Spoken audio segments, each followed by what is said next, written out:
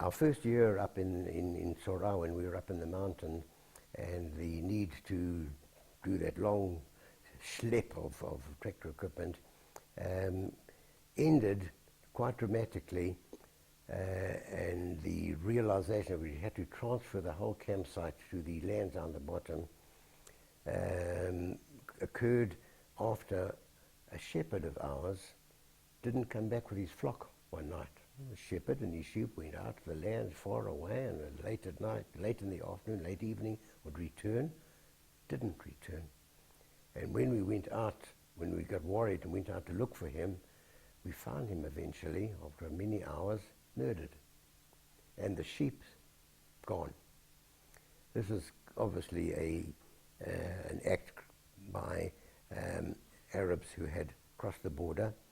We immediately notified the police and the army, and they patrolled the roads for 3 nights in a row and never caught anybody. No transfer of any herds of flock of sheep or anything.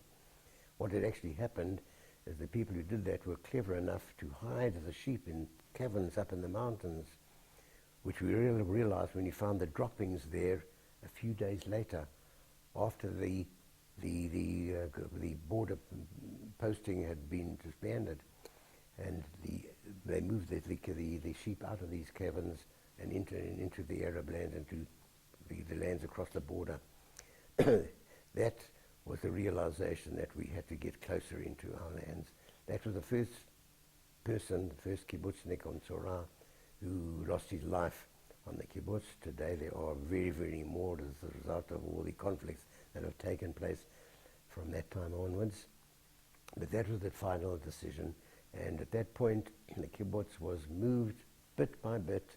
The buildings, the infrastructure, the agricultural departments, over a period of about a year, were gradually moved down. And there's also quite a strange incident when half the kibbutz was down and half the kibbutz was up. I was working down in the lands in the bottom, and Batya was pregnant and about to give birth, and the only connection between the two sites was a dog that belonged to one of the people at the top. Used to go down to the other site at the bottom to get its food once a day. And they would tie a note onto the collar of this dog to pass any messages between the two camps. Batya went to confinement at a certain point, and I knew about that, but it was done sort of well in the early stage because it was far away to get people to Jerusalem at that time. So probably a day or two before maybe the time of that they thought that the birth would take place.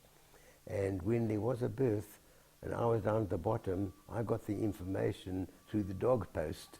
A little note was sent down, Mazel Tov, Yael's given birth to a baby. And I got this note when I came back from the fields and went into Jerusalem to see Batya and to see Yael, our first child. That was quite a strange incident that happened at that time.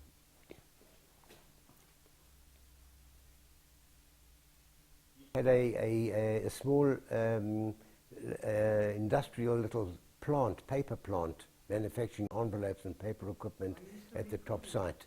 And that had a telephone. So they got the information from Jerusalem that Batya had given birth, and the dog went down to the post, and that's how that happened. Okay. Yeah.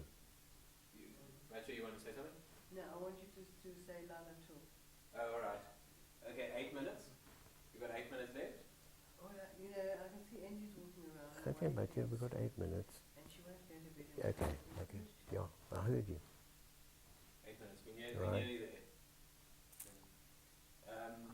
All right. Okay, the paper plant was part of Torah as well. Yes, Part of the yes. mission. It was your first. First little industrial plant, because not everybody could work out in the fields on tractors. You had to supply some sort of other work. There was a small refit, cattle buyer, our first few 14 cows that we would milk by hand, a few, a small chicken run, some fruit from the natural fruit that grew in the area, and there was some, well, there were sort of grapevines and olive trees that were there from the Arab village that was in that particular place. We also grew a few more vines, or tried to develop what there was. There wasn't very much work besides that. Of course, there were the maintenance plants. So one of the jobs that was done was in this little industrial occupation that was created. But about half of the workers would work in the early years there's a railway line, the Jerusalem-Tel Aviv railway line, passed through along Tzorah Valley, and it was part of our work. On the early days, we were employed by the National Railway Line to keep a section of track in good order. That was one job. There was a stone quarry not far from us, and we worked in the stone quarry, and we worked in afforestation in the Jewish National Fund, Keren Kayemet, forestation that was going on throughout the country. The attempt was to try and afforestate the mountains of Israel, which was done in the early years, and millions of trees were planted, which is the situation of Israel today. The country is treed. In fact, where it isn't treed, it means that it wasn't within the borders of Israel. It was controlled by somebody else, by a church facility or something like that. How